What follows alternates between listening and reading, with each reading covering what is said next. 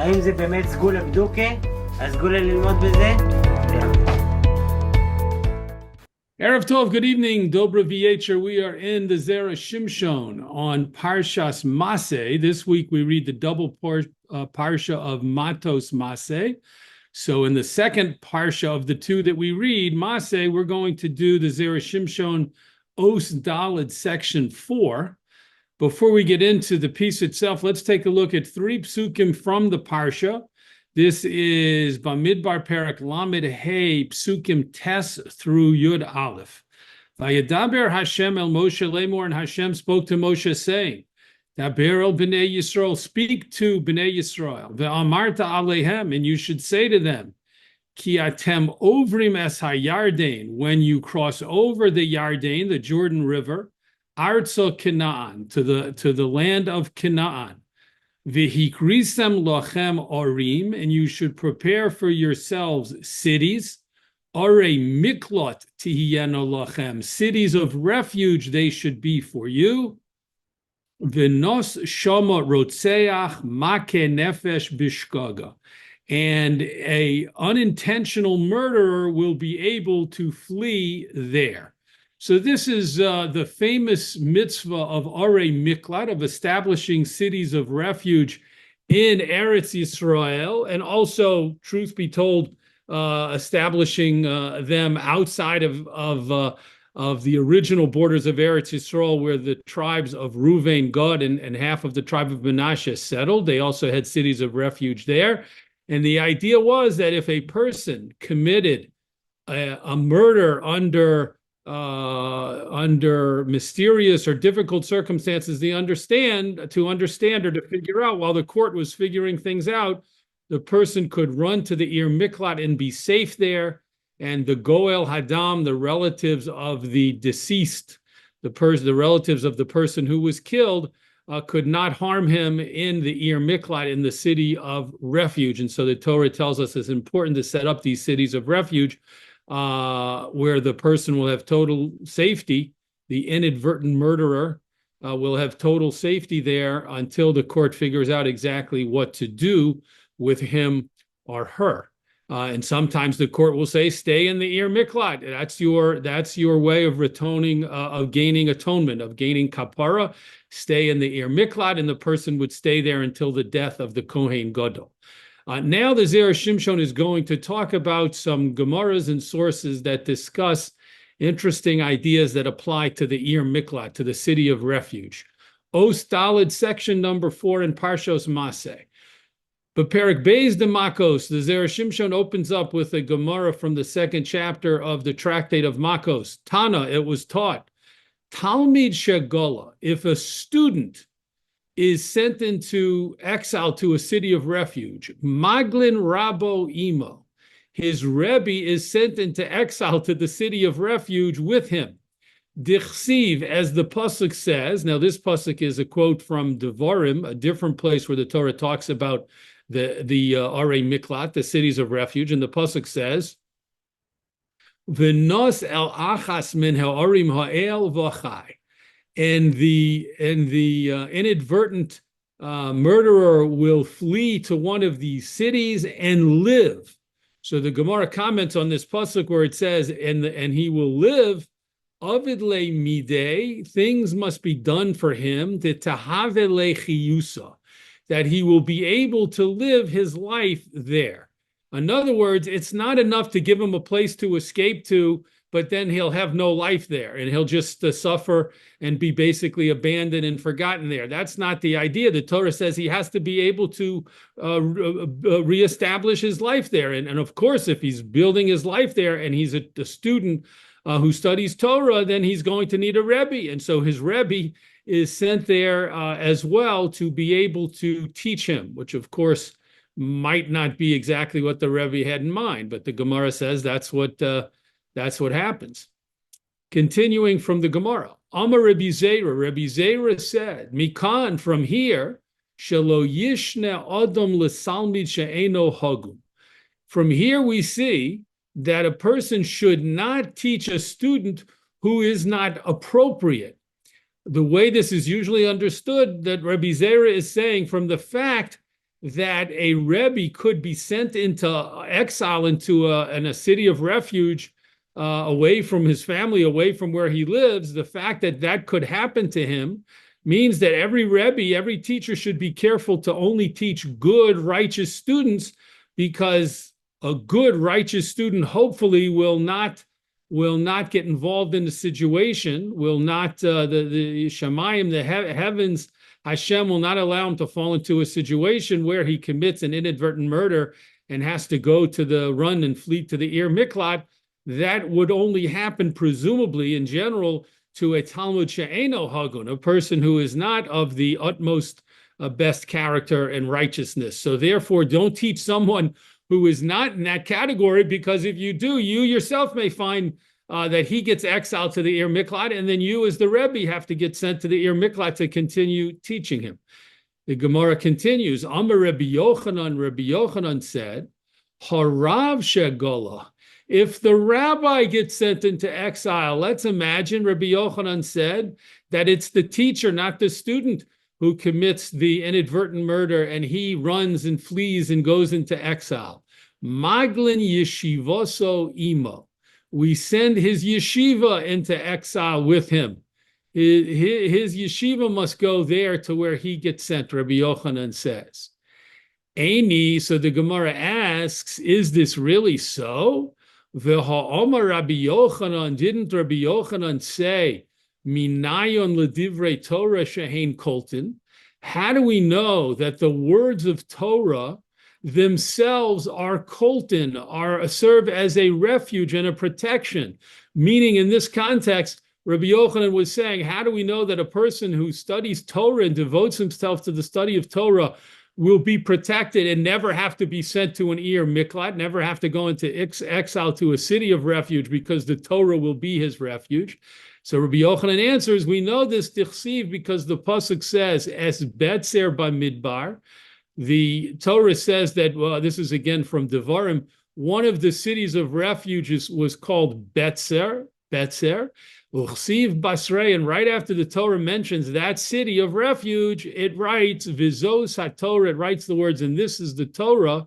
So we see the Gemara says, we see Rabbi Yochanan is quoted in the Gemara saying that a person who studies Torah, that will be his refuge. Well, meanwhile, our statement of Rabbi Yochanan right before this last statement talked about a Rebbe who was teaching Torah and was sent into exile. So that seems to be an apparent contradiction.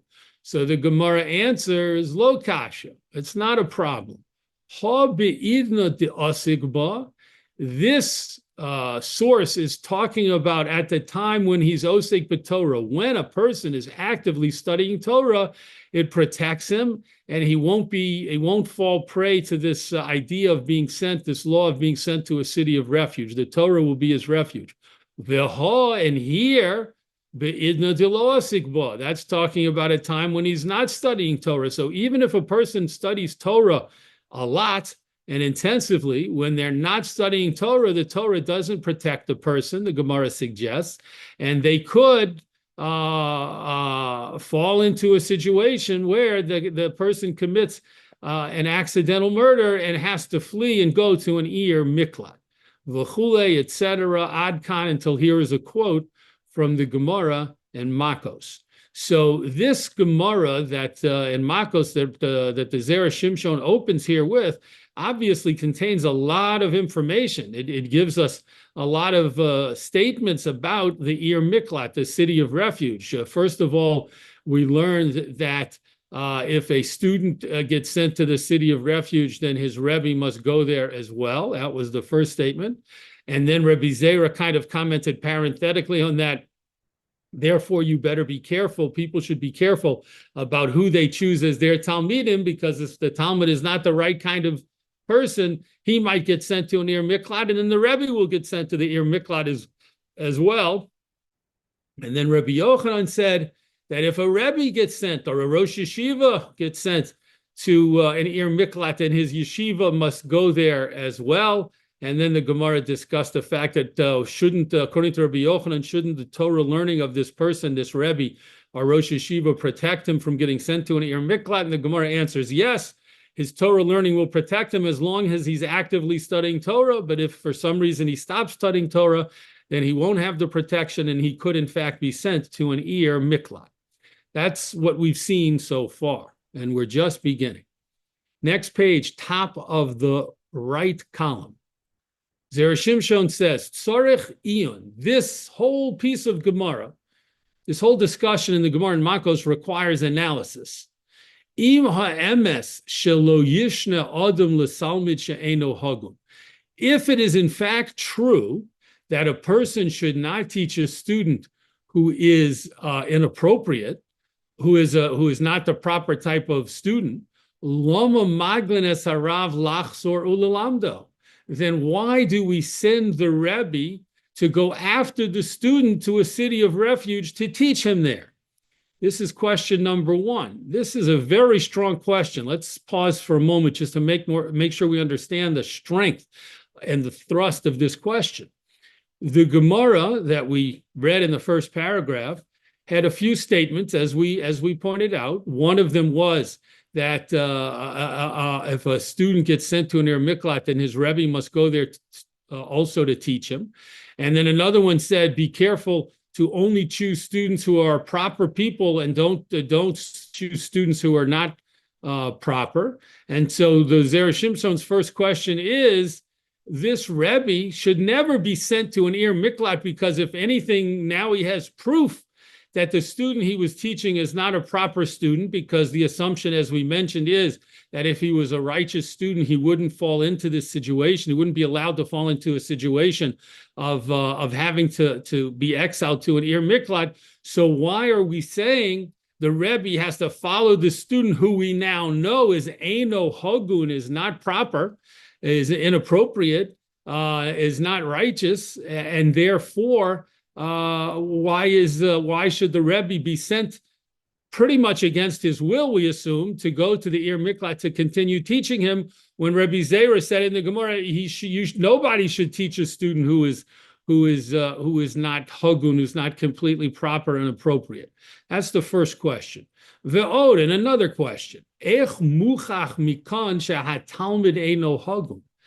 How is it proven from here that the student isn't a proper person? V'ha'omer Rabbi Yochanan harav shegola.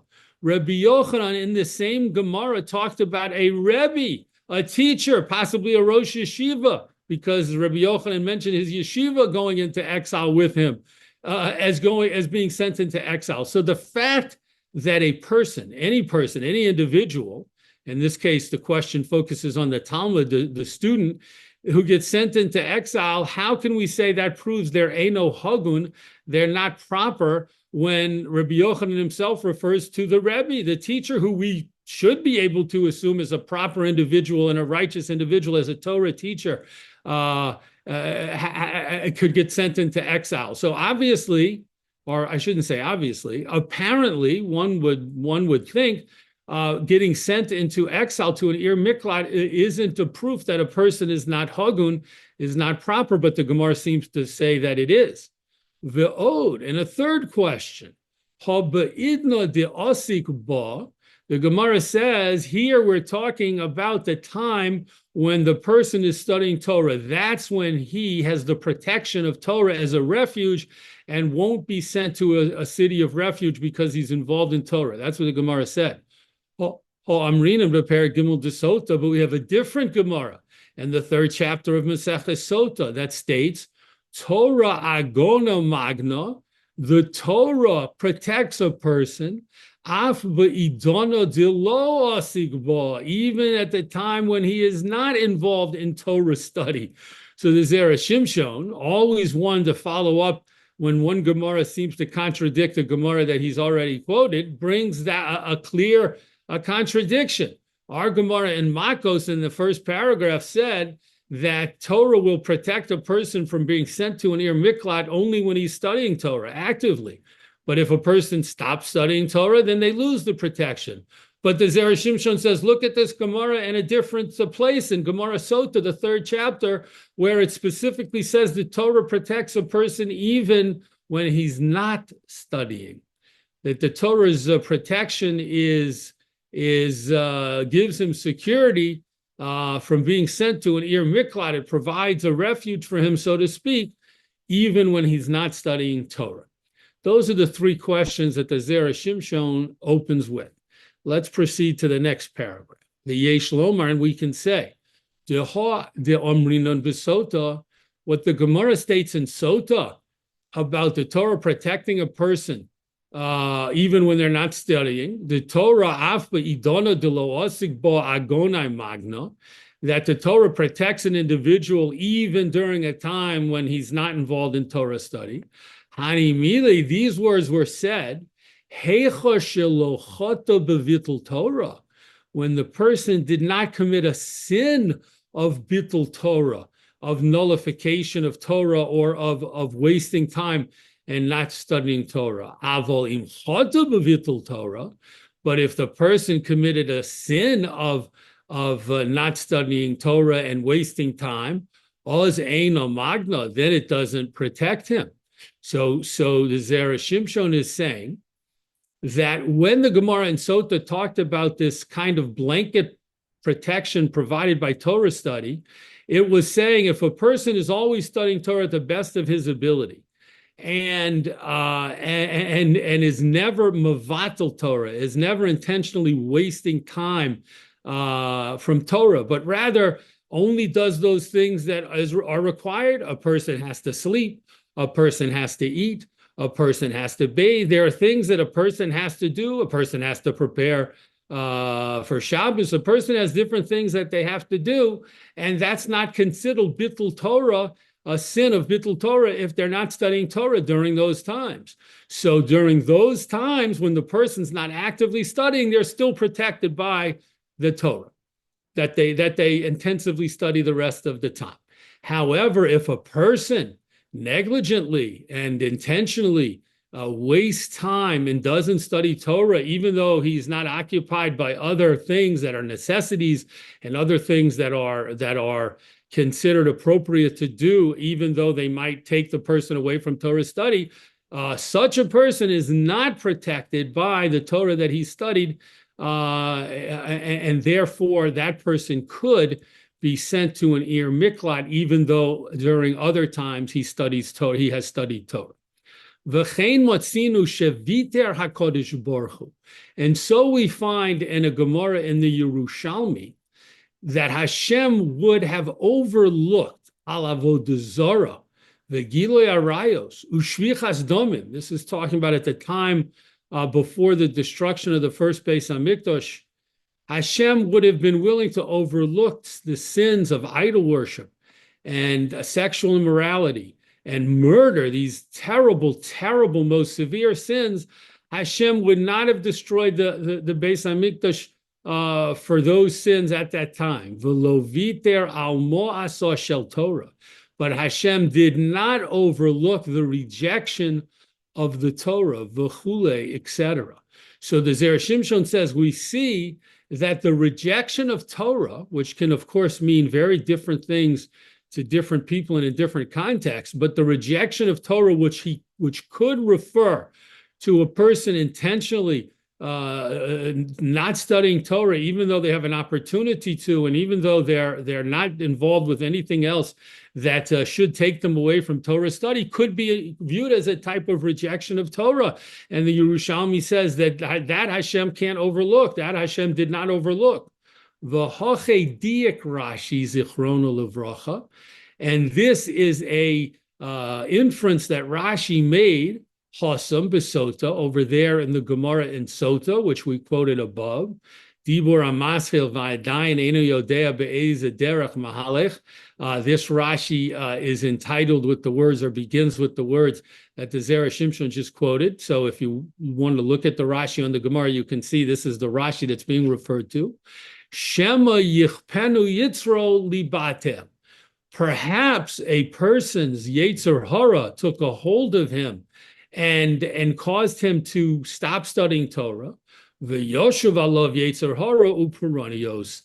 And then, because there was an opening, so to speak, and that he wasn't studying Torah, then the yetzer hara came back and really took hold of him, upuranios, and this led to punishment coming on the person. So we see in this Rashi this idea that bittul Torah leads to these very bad consequences. Starting off with even a little lack of dedication to Torah study can lead to the Yetzer Hara taking hold of a person and making it so that they begin to really decrease their Torah study. Then they lose their protection, and then punishments can follow, God forbid.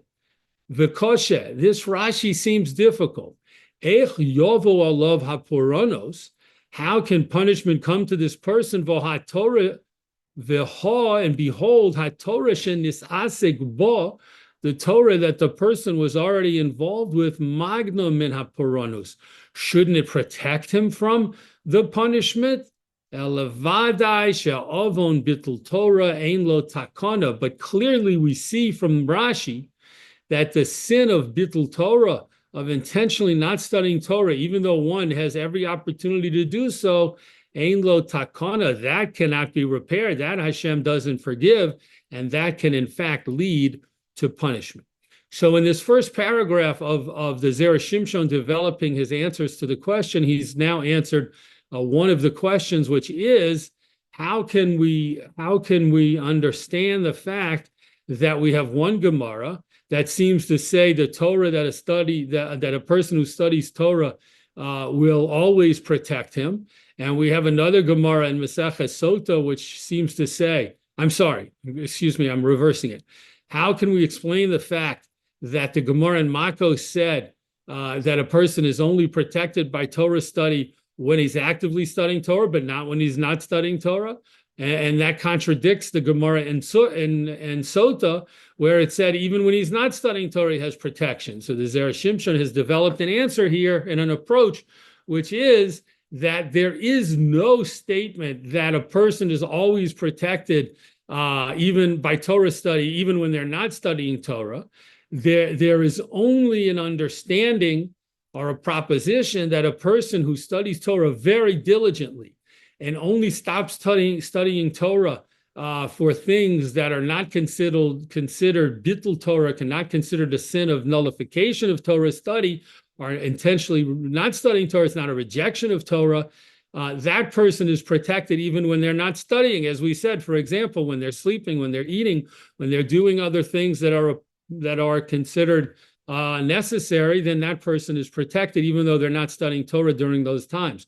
However, a person who does unfortunately fall into bittul Torah, nullification of Torah study, and gets caught up by the Yetzer Hara and intentionally not studying Torah, even though they should be and could be, then that person is not protected, and that person, in fact, could be fall into a situation of being sent to an Ir Miklat, even though many other times they have involved themselves in Torah study. Let's go to the next paragraph. Ve'im tomar, and if you say, Heach kofehu yitzro lebatel, how could the person's Yetzer Hara ever take hold of him and convince him to do bittul Torah? When the person is studying Torah, that Torah study should protect him from the Yetzer Hara. So this whole idea that actually came from the Rashi on the Gemara in Sota, that the Yetzer Hara can grab a guy and bring him to more and more bittul Torah, how would that happen when the person is protected when he's studying Torah? How does the first action of the Yetzer Hara even happen if the person is studying Torah? V'yesh lomar, and we can say, the stam Talmud Chacham Toraso umanuso. In general, when the Gemara talks about a Talmud Chacham, a Torah scholar, they're not just talking about a person who occasionally studies Torah. They're talking about a person whose Torah study is his profession. This is what he does all the time. He's involved in Torah study constantly. And the person is involved in Torah study and thinking about Torah study all the time. Ve'eno holech arba amos, and the person doesn't even walk 4 cubits below, without, top of the next column on the left, below Torah, without words or thoughts of Torah. Uchamoshe kosfu shama Tosfos, as the commentary of Tosfos explains over there on the Gemara. So when the Gemara talks about a Talmud Chacham, it doesn't just mean a person who happens to study Torah or a person who once in a while studies Torah intensively. It's talking about the real deal, talking about people who are constantly involved in Torah study to the degree and the extent that they don't even go a distance of walking 4 cubits, which is about 6 feet. They don't even walk that much of a distance without thinking about Torah, talking about Torah, or studying Torah. So they're totally involved in Torah study.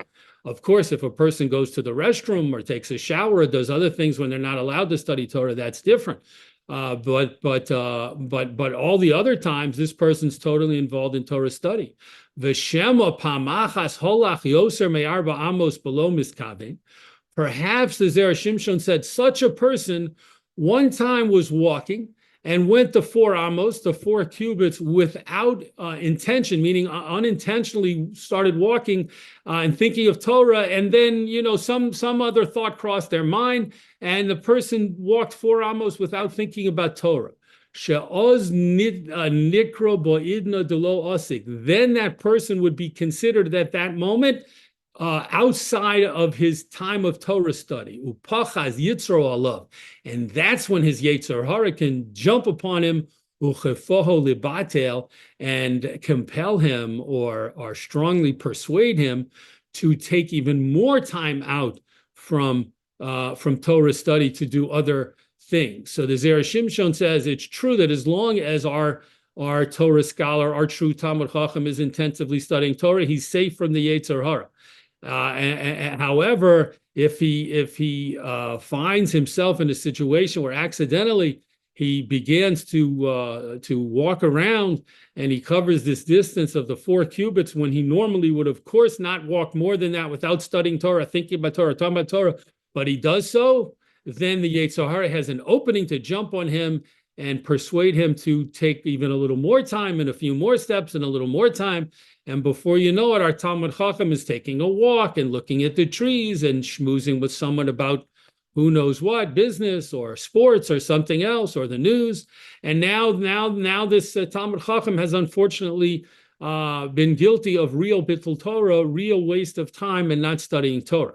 Obviously, it goes without saying, just as an aside, that all of us regular people, we wish we were anywhere near this level where a little bit of wasted time would be considered a real problem of bittul Torah. When we know that unfortunately we do all kinds of things, or I should just speak for myself. I know that I do all kinds of things that take me away from Torah study. But the Gemara is talking about, as we said, a true Talmud Chacham who is constantly involved in Torah study, but even so could fall prey to the Yetzer Hara in the way we just described. Continuing in the text, Inami, alternatively, Hifsik Talmudo. Perhaps this Talmud Chacham stopped his learning, v'holach lasos mitzvah, and he went to perform a mitzvah. V'hoyus a mitzvah she'efshel hiskayim al yedei acherim. And it turned out to be a mitzvah that could have been fulfilled by others. She'ein lo rishus levatel Talmud Torah miponeha. In which case he does not have the permission from the strict halacha to stop learning in order to do this mitzvah.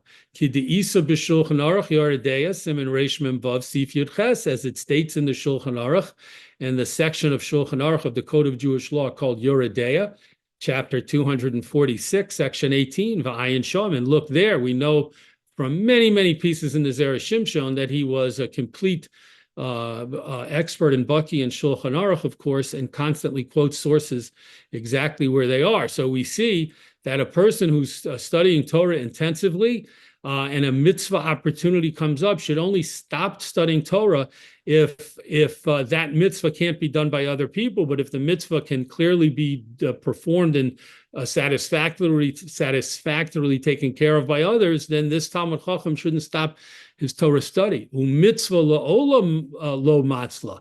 And stopping Torah study in such a situation to go perform a mitzvah that could be done by others is never going to provide the matzla, the protection that the Talmud Chacham has when he's studying Torah. So yes, he's protected as long as he's intensively studying Torah, but if he stops even to do a mitzvah but it could be done by others, that mistake on his part, that again, for us would seem to not be such a mistake, but for this true Torah scholar would be a mistake, that can open up the door of lo matzla, not being protected from the Yetzer Hara, which could then bring about the even further loss of time that could have been devoted to Torah study.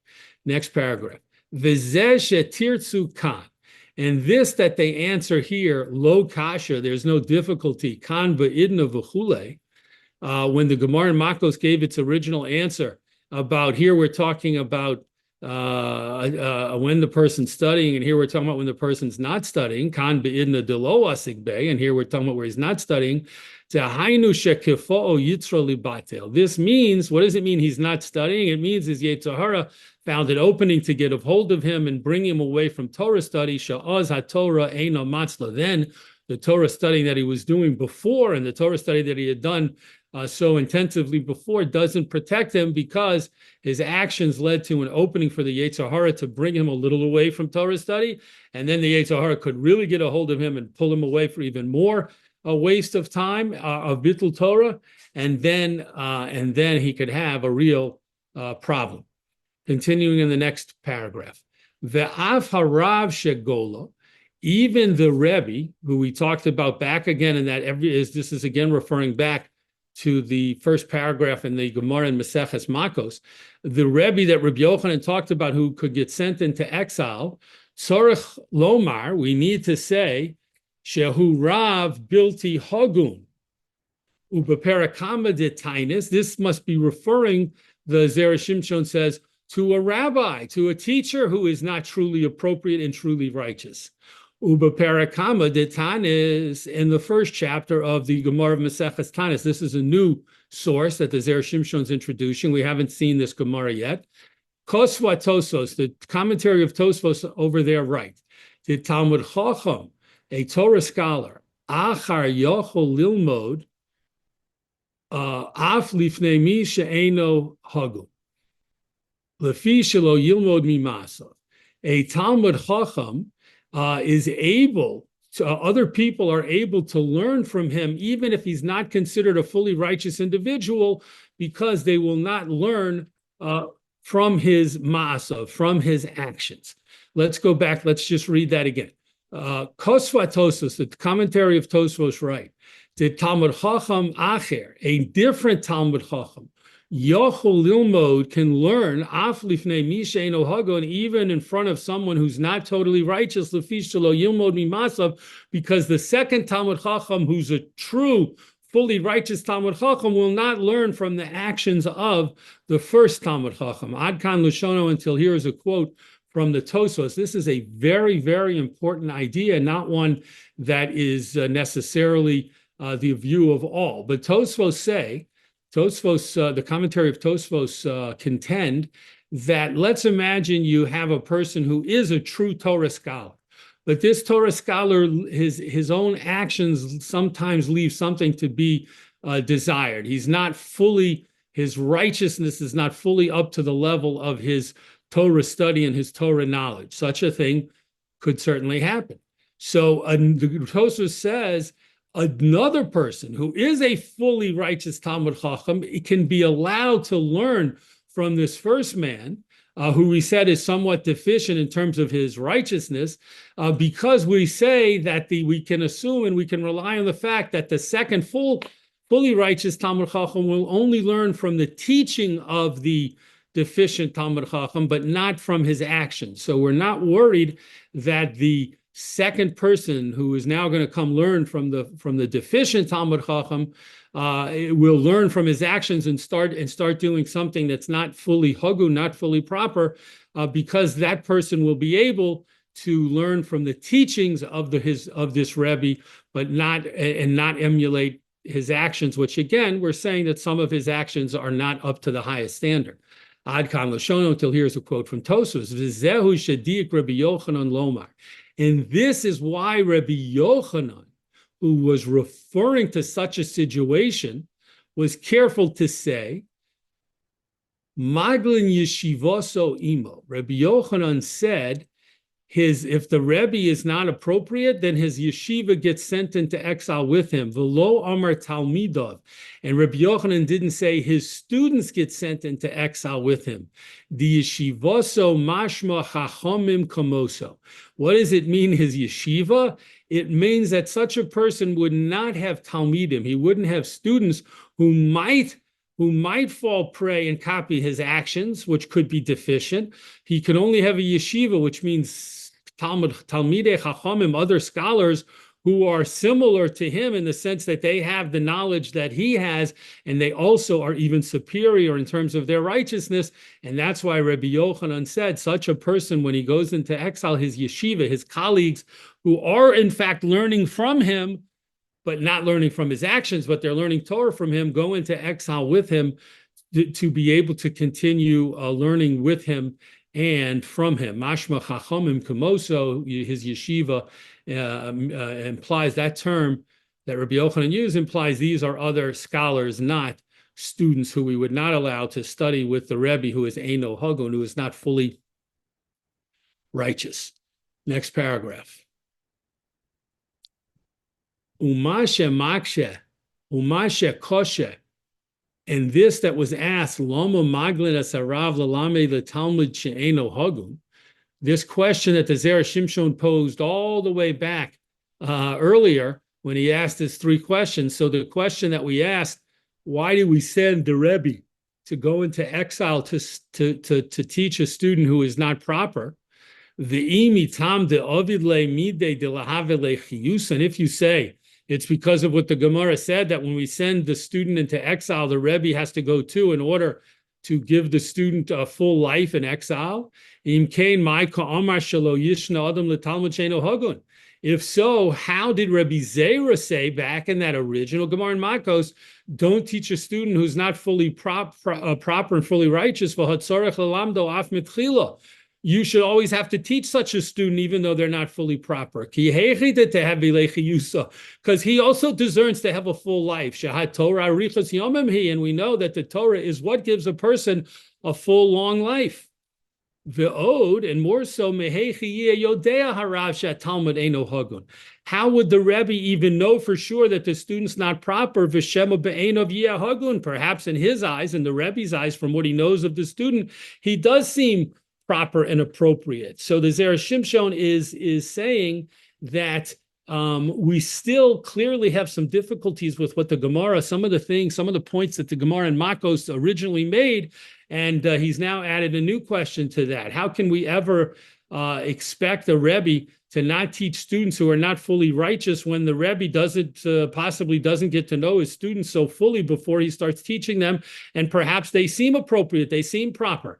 It's a little bit like it's a family who brings the child to interview at a new school or a new yeshiva, and they tell the child, you are going to be on best behavior or else. So the child presents himself like a little malach, like a little angel, and they accept the student, and the Rebbe thinks he's getting the little angel.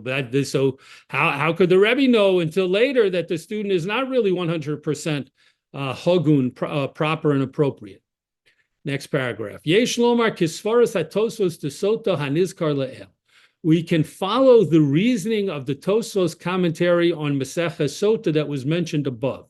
She'im harav roa shehatalmud mechazer talmudo. If the Rebbe sees that the student is in fact constantly reviewing his Torah studies, v'samideno posek, and he never stops, he's constantly learning. Shma mino shehu yorei chet. So the Rebbe has the right, it's legitimate for the Rebbe to conclude from this that this is a righteous student who is Yorei Chet, who is God-fearing and is afraid to sin, doesn't commit chatoim, doesn't commit sins, and the Rebbe can assume he's definitely a proper student if this is what the Rebbe sees. And if this student, in fact, lives his life that way, if the student is not putting on an act or putting on a show, and the student truly lives his life where he's constantly involved in Torah study and mitzvos, then certainly such a student would not come to an occurrence, as we've discussed before, where he's involved with an accidental murder, he has to go into exile. Shahat Torah magna umatzla, because the Torah will certainly protect and save him. He is truly and sincerely committed to his Torah study, and so he will be protected. V'achshav shebo liyado, but now, after the Rebbe assumed the student was proper and appropriate in learning all the time, now this event does happen, and he does get sent into exile, and he is involved with this accidental murder. Shmami no shelo hayahagun. Then the Rebbe has a right to conclude that he's not a fully righteous person as he appeared originally. V'harav lo bodek acharav karaoi, and the Rebbe has to admit that he didn't check after the student fully and thoroughly, which of course can easily happen, as we mentioned. V'lochein, and therefore, kisha'onu roem shala'achar shabo masei yodo, after this whole event happens where this student gets sent into exile, and because of the accidental murder, mischared al masav, if we see that he sincerely regrets his actions, umechazer limudo, and now he begins to learn with great intensity and reviews it all the time, v'chayotze, and similar to this, we see that he really cleans up his actions, oz dafka maglin rabo, only then do we tell the Rebbe, you need to go into exile because your student is now fully righteous and your student truly deserves to continue his studies with you. Only then do we send the Rebbe, not if the student turns out to be inappropriate, and when he gets sent into exile, he's continuing his inappropriate activity. Then the Rebbe doesn't have to go there. And this is what the Gemara meant back in Makos when it said we have to give him a life in exile. This is specifically referring to a student who is learning for the right reasons and learning Torah lishma. She'im eino hagun, because if he is not a proper student, eino nasis lo sam chayim, then the Torah will not be like a potion of life for him. Kimosha Amru Zichron Levracha, as Chazal say in Masei Shabbos, La'maiminim bo, like the ones who take the Torah in their right hands. Soma dechaya, then the Torah is like a potion of life to them. And what does it mean, this idea in the Gemara and Shabbos that they hold the Torah, they grasp the Torah with their right hands? It means they're studying Torah intensively lishma, for the sake of Torah study, for the sake of the mitzvah, not for some ulterior motive, for example, to show off or to be haughty or to lord it over other people who don't have the same level of Torah knowledge. Those things are considered shelo lishma, not studying Torah for its own sake. And that type of Torah study does not bring protection to a person. And that type of student who's studying for those inappropriate reasons, the Rebbe would not have to leave his place where he lives and go into exile to the Ir Miklat, to the city of refuge. So the Zera Shimshon has taken us on a nice deep dive into many different aspects of the mitzvah of Ir Miklat, where a person is sent to a city of refuge. And now we know how that could apply to a Torah student, what might happen in that situation, and sometimes how that student's Rebbe might have to also go there. We've talked about what happens if a Rebbe himself gets sent there, and what his colleagues would need to do. So there's lots of different aspects to the mitzvah of Ir Miklat, which at least for many of us we weren't aware of before we had the merit to learn this piece in the Zera Shimshon. Yasher Koch to joining with us this week, and we look forward, Be'ezus Hashem, with God's help, to learning together in the Zera Shimshon on next week's Parsha.